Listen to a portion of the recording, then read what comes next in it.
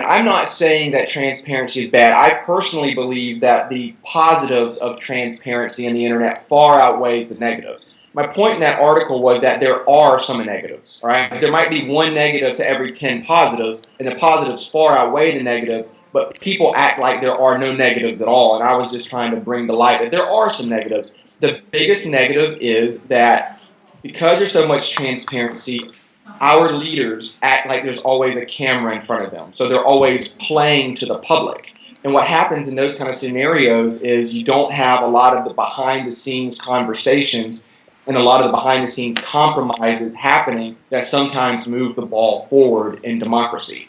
And I think that can be true for any democratic country, whether, especially the ones over in Europe. I mean, as people, this isn't just a political thing. This is, as human beings, we're going to act differently when we have a camera in our face than we're going to act whenever we're just having a conversation with someone in our living rooms, right? That's just human nature. We're going to play to the camera because we're going to play to the public, all right? So as more transparency happens and as millions of people are watching you, you're going to act differently. And I think that means you're going to be a little less honest, and I think it means you're not going to say some things that may move the ball forward, but may anger some people.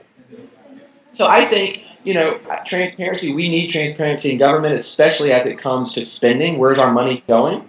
But we have to remember that it is going to have some negative impacts on a democratic government.